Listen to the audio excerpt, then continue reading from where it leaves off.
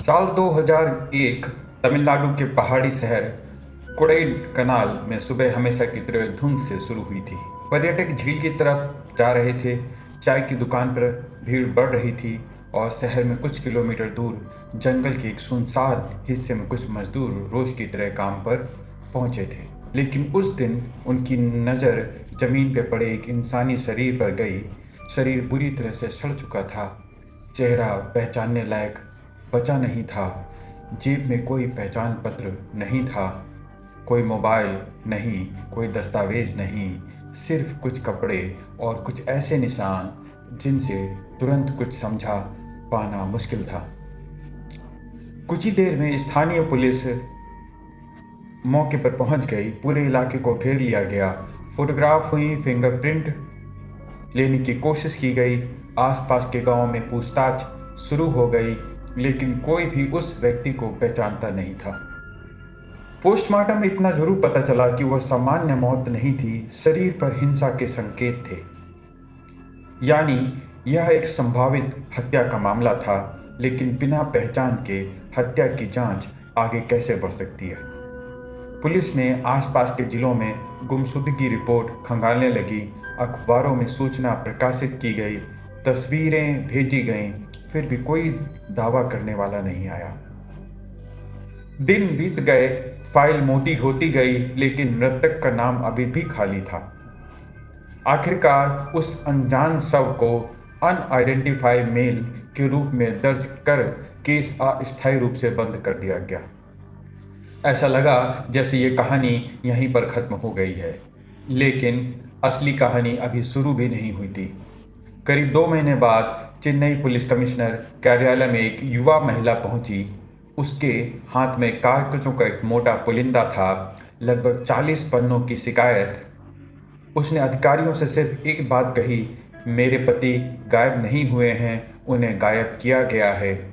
कमरे में मौजूद अधिकारी पहले से इस एक सामान्य गुमशुदगी का मामला समझ रहे थे, लेकिन जैसे जैसे वो शिकायत पढ़ते गए, माहौल बदलता गया।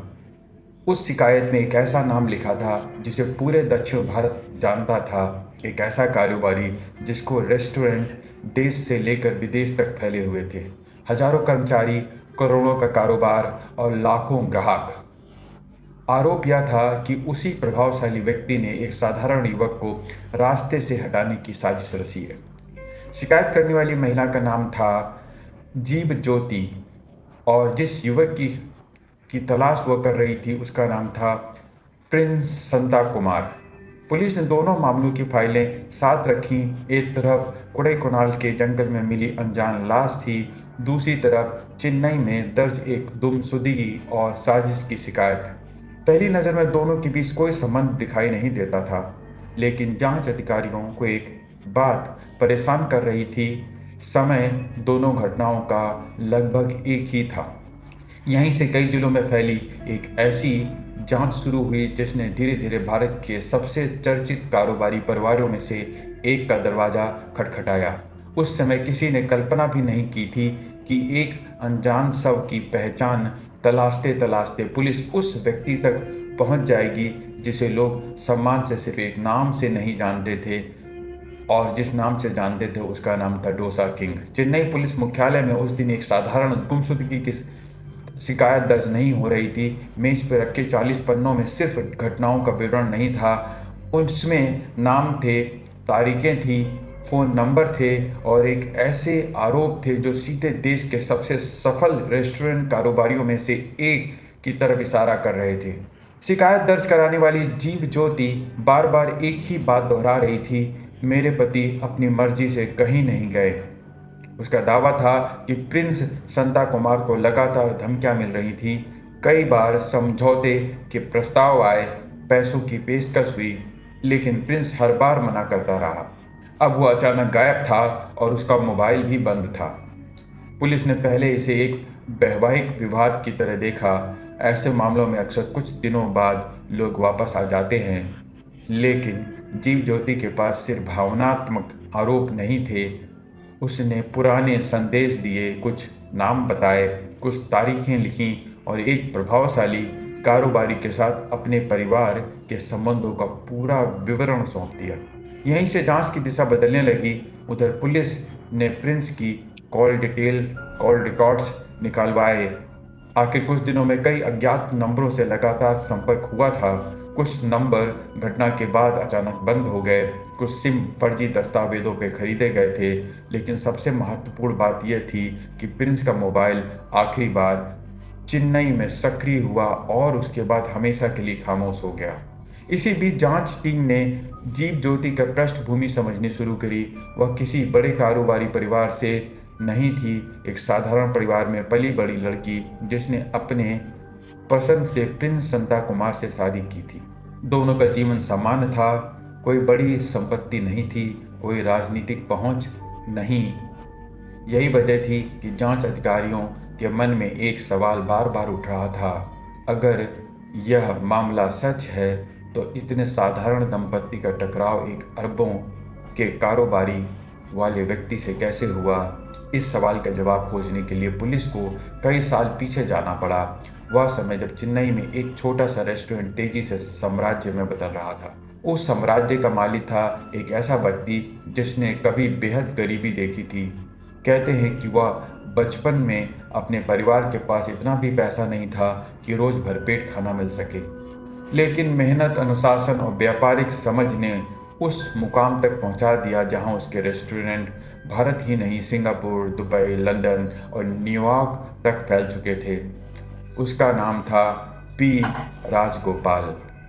लाखों लोग उसे सिर्फ एक सफल उद्यमी के रूप में जानते थे। हजारों का कर्मचारी उसे अपना मालिक मानते थे। व्यापार जगत में उसकी छवि अनुशासन और गुणवत्ता की मिसाल मानी जाती थी। पहली नज़र में उसका और जीव ज्योति प्रिंस की दुनिया का कोई मेल नहीं था। एक तरफ करोड़ों का कारोबार, दूसरी तरफ साधारण नवविवाहित जोड़ा। लेकिन जांच अधिकारी जानते थे कि अपराध की फाइलों में सबसे असंभव दिखने वाले संबंध ही कई बार सबसे महत्वपूर्ण साबित होते हैं। इसी दौरान पुलिस को एक पुरानी जानकारी मिली। जीव ज्योति का परिवार कभी राजगोपाल के संस्थानों से जुड़ा हुआ था। यह वही पहला धागा था जिसने दो बिल्कुल अलग दुनिया के एक ही कहानी से जोड़ दिया। जब जांच केवल एक लापता युवक की नहीं रही, यह उन रिश्तों की जांच बन चुकी थी जो वर्षों पहले शुरू हुए थे और जिनका अंत शायद किसी जंगल में मिली एक अनजान लाश के साथ हुआ था। यह साबित नहीं किया था कि वह सब प्रिंस का ही है, और यही सवाल पूरी जांच का सबसे महत्वपूर्ण रहस्य बना हुआ था। चेन्नई की अदालतों और पुलिस फाइलों में पी राजगोपाल का नाम किसी अपराधी की तरह नहीं बल्कि साधारण व्यवसायी की तरह जाना जाता था। उनकी कहानी किसी फिल्म संघर्ष से कम नहीं थी। एक साधारण परिवार में जन्मा लड़का, कम उम्र में मजदूरी, छोटे छोटे होटलों में काम, फिर एक सपना, एक ऐसा रेस्टोरेंट बनाना जहां आम आदमी भी साफ सुथरा, स्वादिष्ट और एक जैसा भोजन पा सके। ऐसी सोच से शुरू हुआ एक छोटा सा भोजनालय धीरे धीरे सरवना भवन नाम के विशाल ब्रांड में बदल गया। हर नई शाखा के साथ कारोबार बढ़ता गया। विदेशों में आउटलेट खुले, हजारों लोगों को नौकरी करने का मौका मिला। राजगोपाल की पहचान सिर्फ रेस्टोरेंट मालिक की तरह नहीं रही, वह सफलता का प्रतीक बन चुके थे। लेकिन जितना तेजी से वह अपना व्यापार बढ़ा रहे थे, उतनी ही तेजी से उनके बारे में एक दूसरी बात भी मशहूर होने लगी थी। कहा जाता था कि वह हर बड़े फैसले से पहले ज्योतिषों से सलाह लेते थे। नई शाखा कब खुलेगी, किस शहर में निवेश होगा और कौन सा दिन शुभ है, यहाँ तक कि पारिवारिक निर्णय भी अक्सर ग्रह नक्षत्र देखकर किए जाते थे। शुरुआत में लोगों ने इसे निजी आस्था माना, लेकिन जांच के दौरान पुलिस को पता चला कि यह आस्था धीरे धीरे एक अलग रूप ले चुकी है। उधर जीव ज्योति के परिवार से पूछताछ जारी थी। उसके पिता कई वर्षों तक राजगोपाल के संस्थानों से जुड़े रहे थे। इसी दौरान जीव ज्योति परिवार कई बार उनके संपर्क में भी आया था। परिवार के लोगों ने बताया कि जीव ज्योति पढ़ाई में अच्छी थी, शांत स्वभाव की थी और उसकी शादी प्रिंस संता कुमार से उसकी पसंद से हुई थी। शादी के बाद दोनों एक ही सामान्य जीवन जीना चाहते थे। उनके बड़े सपने नहीं थे, सिर्फ एक साथ रहने की इच्छा थी। लेकिन पुलिस रिकॉर्ड बताते हैं कि शादी के कुछ ही समय बाद उनके जीवन में लगातार दखल बढ़ने लगा। कभी परिवार के माध्यम से संदेश आते, कभी मिलने की कोशिश होती, कभी समझौते की बात होती। जीव ज्योति ने अपने बयान में कहा कि उसने हर प्रस्ताव ठुकरा दिया था। इसी दौरान जांच टीम ने एक और दिलचस्प तथ्य नोट किया। प्रिंस के दोस्तों ने बताया कि पिछले कुछ हफ्तों से वह असामान्य रूप से सतर्क रहने लगा था। वह बार बार पीछे मुड़कर देखता था, अनजान कौन आने पर परेशान हो जाता था और कई बार कहता था कि कोई उसका पीछा कर रहा है, लेकिन उसके पास ऐसा कोई ठोस सबूत नहीं था जिसे लेकर वह पुलिस के पास जा सके। और इस बीच जांच अधिकारी पुराने फोन रिकॉर्ड, बैंक का लेन देन और यात्रा विवरण जोड़ रहे थे। कुछ नाम बराबर और बार बार सामने आ रहा था। कुछ लोग घटना से पहले लगातार सक्रिय थे और उसके बाद अचानक गायब हो गए, लेकिन किसी के खिलाफ सीधे कार्रवाई करने लायक साक्ष्य अभी भी नहीं मिल रहे थे। तभी एक अधिकारी ने पुरानी केस डायरी का एक छोटा सा नोट पढ़ा। उसमें लिखा था कि गुमशुदगी से कुछ दिन पहले प्रिंस को शहर से बाहर मिलने के लिए बुलाया गया था। पहले इस जानकारी को महत्व नहीं दिया गया था। अब उसी बिंदु से जांच दोबारा शुरू होती है। पुलिस ने उस दिन की पूरी टाइमलाइन बनाई, किससे बात हुई, किस नंबर पे कॉल आई, कौन सी गाड़ी इस्तेमाल हुई और आखिरी बार प्रिंस को किसने देखा था। यही पहली बार जांच का एक ऐसा गवाह मिला जिसने दावा किया कि प्रिंस को कुछ लोगों के साथ जाते हुए देखा था। उसने बयान ने पुलिस को सीधे कोडाईकनाल की ओर मोड़ दिया। जब पहली बार जंगल में मिली अनजान लाश और चेन्नई से लापता युवक की कहानी एक दूसरे के करीब आने लगी थी, लेकिन एक सबसे बड़ी समस्या अब भी बाकी थी। सब की हालत इतनी खराब थी कि सामान्य पहचान संभव नहीं थी। अगर वो वास्तव में प्रिंस था तो इसे साबित करने के लिए पुलिस को विज्ञान का सहारा लेना पड़ता, और यही वैज्ञानिक परीक्षण इस पूरे मामले को हमेशा के लिए बदलने वाले थे। पुलिस के सामने अब दो फाइलें थी। पहली चेन्नई से लापता प्रिंस संता कुमार और दूसरी कोडाईकनाल के जंगल में मिली एक अनजान लाश। दोनों के बीच संबंध साबित करना आसान नहीं था। शव कई सप्ताह पुराना था, चेहरा पूरी तरह से खराब हो चुका था, सामान्य पहचान की हर संभावना खत्म हो चुकी थी। ऐसे में जांच अधिकारियों ने उस समय उपलब्ध सबसे भरोसेमंद वैज्ञानिक तरीका चुना, सुपर इम्पोजिशन परीक्षण। प्रिंस की पुरानी तस्वीरें जुटाई गईं, खोपड़ी की संरचना अध्ययन किया गया। विशेषज्ञों ने चेहरे का अनुपात, आंखों की दूरी, जबड़े की बनावट और हड्डियों के आकार का मिलाना शुरू किया। रिपोर्ट पूरी तरह होने में कई दिन लग गए। जब परिणाम आया तो जांच की दिशा हमेशा के लिए बदल गई। विशेषज्ञों की तय राय की बरामद अवशेष प्रिंस संता कुमार के होने की संभावना मेल खाते हैं। अब गुमशुदगी का मामला औपचारिक रूप से हत्या की जांच में बदल चुका था, लेकिन एक नई समस्या सामने आई थी। अगर प्रिंस की हत्या हुई है तो उसे आखिरी बार किसने देखा। पुलिस ने उसकी अंतिम गतिविधियों की पूरी समय रेखा तैयार करनी शुरू की। फ़ोन रिकॉर्ड निकाले गए, बैंक लेन देन देखे गए, टोल प्लाजा का डेटा मंगवाया गया और कई जिलों में पूछताछ शुरू हुई। इसी दौरान एक महत्वपूर्ण गवाह सामने आया। उसने बताया कि घटना वाले दिन प्रिंस कुछ लोगों के साथ एक गाड़ी में बैठकर गया था। उसके चेहरे पर घबराहट नहीं थी। ऐसा लग रहा था जैसे वह उन लोगों को पहले से ही जानता है, यानी उसे जबरन नहीं ले जाया गया था। अब पुलिस ने उन संदिग्ध लोगों की पहचान पर काम करना शुरू कर दिया। उनमें से कुछ का संबंध सवर्णा भवन के कर्मचारी और पुराने परिचितों से जुड़ता दिखाई दिया, लेकिन जांच अधिकारी अभी भी सावधानी बरत रहे थे, क्योंकि सर्कमस्टेंशियल एविडेंस और अदालत में साबित होने वाले एविडेंस अलग अलग चीज़ें होती हैं। उगर जीव ज्योति लगातार जांच में सहयोग कर रही थी। उसने पुलिस को पुराने पत्र, शिकायत और उन घटनाओं की जानकारी दी जिन्हें पहले कभी किसी ने गंभीरता से नहीं लिया था। उसने बताया कि शादी के बाद कई बार उसे अलग रहने के लिए समझाया गया, कई बार आर्थिक मदद का प्रस्ताव दिया गया, लेकिन उसने हर बार मना कर दिया। पुलिस ने इन दावों की स्वतंत्र जांच शुरू करी। कुछ बयानों की पुष्टि हुई, कुछ की नहीं हुई, लेकिन एक बात साफ होने लगी थी कि प्रिंस की हत्या किसी सड़क पे हुई अचानक हिंसा नहीं थी, वह हत्या हुई थी। उसके पीछे तैयारी कौन कर रहा था, योजना किसकी थी और ऐसे लोगों जो एक दूसरे की भूमिका जानते थे। इसी बीच जांच एजेंसी को एक और महत्वपूर्ण सुराग मिला। कुछ संदिग्ध के बीच घटना से पहले और बाद में लगातार संपर्क हुआ था। उनकी यात्रा का पैटर्न भी असामान्य था। चेन्नई, फिर कोडाईकनाल और फिर अचानक वापसी। इन यात्राओं का कोई स्पष्ट व्यावसायिक कारण सामने नहीं आ रहा था। अब पुलिस ने उन सभी लोगों से लंबी पूछताछ शुरू कर दी थी। शुरुआत में सभी ने एक ही जैसी कहानियां सुनाई। किसी को कुछ पता नहीं, किसी ने प्रिंस को नहीं देखा, किसी का घटना से कोई संबंध नहीं। लेकिन अनुभवी जांच अधिकारियों को मालूम था कि कई बार सबसे मजबूत दीवार भी एक छोटी सी दरार से टूटती है। और इसी मामले में वह दरार एक बयान से नहीं बल्कि कई अलग अलग बयानों के बीच मौजूद विरोधाभास से पैदा हुई। जब अलग अलग लोगों के बयान समय रेखा से मिलाए गए तो कुछ मिनटों का अंतर घंटों में बदल गया और मुलाकातें छिपाई गई थीं। कुछ फ़ोन कॉल कभी स्वीकार नहीं किए गए और कुछ यात्राओं का कोई जवाब नहीं था। यहीं पहली बार पुलिस को लगा कि यह सिर्फ कुछ लोगों की व्यक्तिगत दुश्मनी का मामला नहीं है।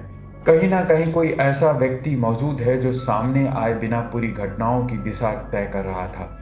लेकिन वो कौन था? यह सवाल का जवाब अभी भी जांच फाइलों में खाली पड़ा था और यही खाली जगह आने वाले दिनों में पूरे भारत के सबसे चर्चित मर्डर ट्रायल में बदलने वाली थी।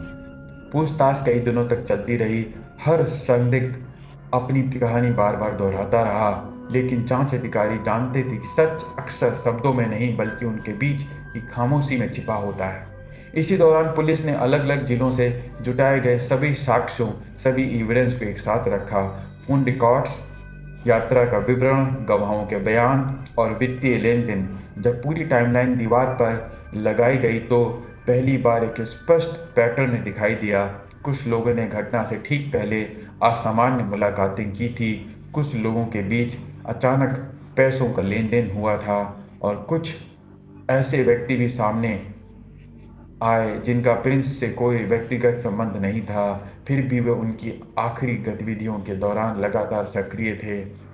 यहीं से पुलिस ने मामले को व्यक्तिगत विवाद नहीं बल्कि एक योजनाबद्ध आपराधिक साजिश के रूप में देखना शुरू कर दिया।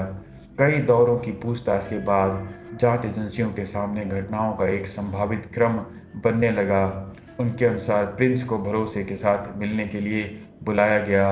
वह बिना किसी आशंका के गया क्योंकि उसे लगा था कि बातचीत होगी और विवाद खत्म हो जाएगा। लेकिन जांच के अनुसार ऐसा नहीं हुआ था। इसके बाद जो हुआ उसने पूरे मामले को एक अलग स्तर पर पहुंचा दिया। पुलिस ने दावा किया कि हत्या के बाद शव को चेन्नई से दूर ले जाकर कोडाईकनाल के जंगल में फेंका गया ताकि पहचान और जांच दोनों मुश्किल हो जाएं। यही वजह थी कि शुरुआती दिनों में किसी ने उस शव को प्रिंस के जोड़कर नहीं देखा। जब तक जांच कई लोगों तक नहीं पहुंच चुकी थी। लेकिन सबसे बड़ा सवाल अभी भी बाकी था, इतने प्रभावशाली लोग एक साधारण युवक के पीछे क्यों पड़े थे? यहीं पहली बार पुलिस ने उसके उस पहलू को समझना शुरू कर दिया जिसे अब तक जानबूझकर जांच के केंद्र में नहीं लाया गया था। जांच अधिकारियों के अनुसार इस पूरी कहानी की शुरुआत किसी कारोबारी विवाद से नहीं हुई थी, ना ही संपत्ति व झगड़े से थे, बल्कि एक व्यक्तिगत इच्छा से जो समय के साथ जुनून में बदल गई थी। जांच में दर्ज बयानों के अनुसार राजगोपाल जीव ज्योति से विवाह करना चाहता था। यह प्रस्ताव कई माध्यमों से उसके परिवार तक पहुंचाया गया। परिवार ने इनकार कर दिया। इसके बाद समझाने की कोशिशें की गई, फिर आर्थिक प्रस्ताव दिए गए, फिर कथित रूप से धार्मिक उपायों और ज्योतिषी सलाह के नाम पर दबाव बनाया गया। लेकिन जीव ज्योति और अपने निर्णय पर कायम रहे। पुलिस के अनुसार यहीं से टकराव गहरा होता गया। हालांकि अदालत में इन सभी आरोपों को साक्ष्य और गवाहों के आधार पर परखा जाता है। इसीलिए जांच एजेंसियों ने केवल उपलब्ध दस्तावेजों और गवाहों की सर्कमस्टेंशियल एविडेंस के आधार पर अपनी चार्जशीट तैयार की थी। मामले में कई लोगों को गिरफ्तार भी किया गया था। कुछ पर अपहरण का आरोप लगा और कुछ पर हत्या की साजिश का और कुछ पर अपराध को छिपाने में सहयोग करने का भी लगा। जब यह खबर मीडिया तक पहुंची तो पूरे देश में सनसनी फैल गई। एक ऐसा कारोबारी जिसे लाखों लोग सफलता की मिसाल मानते थे, अब एक हत्या की साजिश के मामले में आरोपी के रूप में जांच का सामना कर रहा था। लेकिन यह सिर्फ शुरुआत थी, क्योंकि पुलिस के चार्जशीट और अदालत में अपराध सिद्ध होना दोनों अलग अलग चरण होते हैं। अब यह मामला अदालत की चौखट पर पहुंच चुका था, जहां हर गवाहों की जिरह होने लगी थी, हर वैज्ञानिक रिपोर्ट की जांच होनी थी और हर आरोपों को कानूनी कसौटी पर खरा उतरना था। यहीं से शुरू हुई एक ऐसी न्यायिक लड़ाई जो कुछ महीनों नहीं बल्कि पूरे 18 साल तक चलने वाली थी। और उसी लंबी कानूनी प्रक्रिया में तय होना था कि क्या भारत के सबसे प्रसिद्ध डोसा किंग के खिलाफ जुटाए गए साक्ष्य वास्तव में हत्या की साजिश साबित कर पाएंगे, या यह केवल मामला आरोप तक सीमित रह जाएगा। अदालत में जब इस मामले की सुनवाई शुरू हुई, तब तक यह सिर्फ एक हत्या का मुकदमा नहीं रह गया था, यह देश के सबसे चर्चित आपराधिक मामलों में शामिल हो चुका था। एक तरफ जांच एजेंसियों की चार्जशीट थी, दूसरी तरफ देश के सबसे प्रभावशाली रेस्टोरेंट कारोबारी की कानूनी टीम। हर तारीख पर अदालत के बाहर मीडिया मौजूद रहता था। हर सुनवाई के बाद नई बहस शुरू की हो जाती थी। क्या बड़ी सर्कमस्टेंशियल एविडेंस इतने मजबूत थे कि एक सक्सेसफुल बिजनेसमैन को हत्या का साजिश दोषी ठहराया जा सके? अभियोजन पक्ष ने अदालत में सामने पूरी समय रेखा रखी। जीव ज्योति की शिकायत, प्रिंस की गुमशुदगी, गवाहों के बयान, फोन रिकॉर्ड्स, यात्रा का विवरण, कोडाईकनाल में बरामद शव और उन लोगों के बीच संपर्क जिन्हें जांच एजेंसियों ने कथित साजिश का हिस्सा बनाया। बचाव पक्ष ने इन सभी साक्ष्यों पर सवाल उठाए। उनका कहना था कि पूरा मामला सर्कमस्टेंशियल है, किसी ने राजगोपाल को घटनास्थल पर नहीं देखा, न हत्या का प्रत्यक्ष प्रमाण है, न कोई प्रत्यक्षदर्शी जिसने उन्हें अपराध का आदेश देते हुए सुना है। कई वर्षों तक अदालत में यही बहस चलती रही, गवाह आते रहे, जिरह होती रही, फोरेंसिक विशेषज्ञ अपने निष्कर्ष बनाते रहे और सुनवाई के साथ यह मामला जटिल होता चला गया। आखिरकार निचली अदालत ने उपलब्ध साक्ष्यों का मूल्यांकन करते हुए कई आरोपियों को दोषी माना। राजगोपाल को भी हत्या की साजिश में शामिल मानते हुए सजा सुनाई गई। मामला यहीं नहीं रुका, अपील की गई, हाई कोर्ट पहुंचा, वहां पर भी विस्तृत सुनवाई हुई और कुछ आरोपियों की स्थिति बदली, कुछ दलीलें खारिज हुईं, लेकिन मामला का केंद्रीय प्रश्न वही रहा, क्या उपलब्ध एविडेंस यह साबित करते हैं कि पूरी योजना के पीछे राजगोपाल की भूमिका थी? वर्षों बाद यह मामला देश का सर्वोच्च अदालत तक भी पहुंच गया।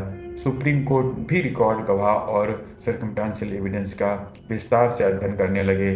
अंततः अदालत ने निचली अदालत के मुख्य निष्कर्षों को बरकरार रखते हुए राजगोपाल की सजा को कायम रखा। यह फैसला केवल एक व्यक्तिगत या व्यक्ति के खिलाफ निर्णय नहीं था, यह इस बात का संकेत भी था कि प्रभाव, धन और सामाजिक प्रतिष्ठा न्यायिक प्रक्रिया में ऊपर नहीं है। लेकिन कहानी में एक अंतिम मोड़ अभी भी बाकी था। जब सर्वोच्च अदालत ने आदेश के बाद राजगोपाल को आत्मसमर्पण करने को कहा, तब उनकी उम्र बढ़ चुकी थी, स्वास्थ्य लगातार खराब बताया जा रहा था। अदालत और अस्पताल में भर्ती होने की खबरें आने लगी थी। मीडिया के कैमरे पर एक बार फिर अदालत और अस्पताल के बाहर खड़े थे। एक सामान्य 1000 कर्मचारियों का साम्राज्य चलाने वाला व्यक्ति अब व्हीलचेयर और ऑक्सीजन के सपोर्ट के साथ दिखाई दे रहा था। उन्होंने कानूनी प्रक्रिया का पालन करते हुए आत्मसमर्पण किया, लेकिन जेल पहुंचने के कुछ ही दिनों के बाद उनकी तबीयत अचानक बिगड़ गई। उन्हें अस्पताल ले जाया गया और कुछ दिनों के बाद उनकी मृत्यु हो गई। इस तरह 18 साल तक चलने वाली कानूनी लड़ाई का सबसे प्रमुख आरोपी दोषी अदालत द्वारा दोषी ठहराए जाने के बाद बहुत कम समय तक ही सजा भुगत सका। लेकिन यह मामला केवल इसलिए याद नहीं रखा जाता कि इसमें एक बड़े उद्योगपति को दोषी ठहराया गया, बल्कि इसलिए कि इसकी शुरुआत एक ऐसी अनजान लड़ाई, अनजान लाश से शुरू हुई थी जिसका पहचान करने वाला कोई नहीं था, और अंत एक ऐसे फैसले पर हुआ जिससे यह साबित किया गया कि कई बार सबसे कठिन जांच भी एक छोटी सी गुमशुदगी की शिकायत से शुरू होती है। और फिर भी इस पूरी कहानी का सबसे महत्वपूर्ण चेहरा कोई उद्योगपति नहीं था, ना कोई पुलिस अधिकारी, ना कोई वकील, बल्कि वह महिला थी जिसने 2 महीने तक अपने पति की तलाश नहीं छोड़ी, 40 पन्नों की शिकायत लिखी, हर अदालत में मौजूद रही, 18 साल तक न्यायिक प्रक्रिया का इंतजार किया। यही दृढ़ता उस केस की फाइल की आखिरी कड़ी बनी जिसने एक अनजान शव को नाम दिया, एक गुमशुदगी की हत्या साबित किया और भारत के सबसे चर्चित डोसा किंग मर्डर केस का अपराध इतिहास का इतिहाई हिस्सा बना दिया। किसी भी अपराध की कहानी में एक ऐसा पल आता है जब अदालत फैसला सुना देती है और पुलिस अपनी फाइलें बंद कर देती है और मीडिया अगली खबरों की तरफ बढ़ जाता है। लेकिन कुछ मामले ऐसे होते हैं जिनकी गूंज फैसले के बाद भी खत्म नहीं होती। यह मामला उन्हीं में से एक है। अगर इस पूरी कहानी को शुरुआत से अंत तक देखा जाए तो इसमें सबसे हैरान करने वाली बात हत्या नहीं थी। सबसे हैरान करने वाली बात यह थी कि इसकी शुरुआत किसी हथियार से नहीं बल्कि एक इच्छा से शुरू हुई थी। एक ऐसी इच्छा जिसे कानून, रिश्ते और दूसरे लोगों की स्वतंत्रता से ऊपर रख दिया गया। फिर उस इच्छा ने दबाव का रूप लिया, दबाव ने टकराव का और टकराव ने एक ऐसी आपराधिक साजिश का जिसकी परतें खुलने में 18 साल लग गए। इस केस ने भारतीय जांच एजेंसी के सामने भी एक बड़ी चुनौती रखी। कोई प्रत्यक्षदर्शी नहीं, घटनास्थल पर मुख्य आरोपी भी मौजूदगी नहीं, एक शव जिसकी पहचान करना भी मुश्किल था, अलग अलग जिलों में बिखरे साक्ष्य और प्रभावशाली लोगों से जुड़ी जांच। फिर भी पुलिस ने समय रेखा बनाई, गुमशुदगी की हत्या से जोड़ा, फॉरेंसिक रिपोर्ट, गवाहों के बयान, कॉल रिकॉर्ड्स और परिस्थिति जन साक्ष्यों को एक साथ रखकर एक ऐसी कहानी अदालत के सामने प्रस्तुत की जिसे न्यायिक प्रशिक्षण के बाद स्वीकार किया गया। यही इस जांच की सबसे बड़ी सफलता थी। इस मामले में एक और विरोधाभास हमेशा याद रखा जाएगा। एक तरफ सरवना भवन, एक ऐसा नाम जिसने भारतीय भोजनालय की दुनिया में कई देशों तक पहुंचाया, हजारों लोगों को रोजगार दिया, सफलता की मिसाल बना। दूसरी तरफ उसी साम्राज्य का मालिक जो अपने जीवन के अंतिम दिनों में अदालत के एक आदेश के बाद व्हीलचेयर पर बैठा आत्मसमर्पण कर रहा था। अदालत और सफलता के पतन के बीच की दूरी कभी कभी एक गलत निर्णय होती है, लेकिन इस कहानी का सबसे मजबूत किरदार शायद राजगोपाल भी नहीं था।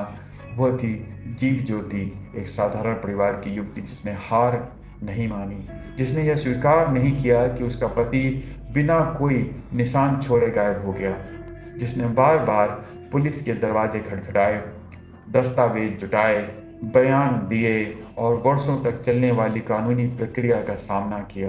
अगर वह शुरुआती दिनों में चुप हो जाती तो संभव कि कुछ कोडाईकनाल के जंगल में मिली वह अनजान लाश हमेशा अज्ञात शव की फाइल में दफन हो जाती।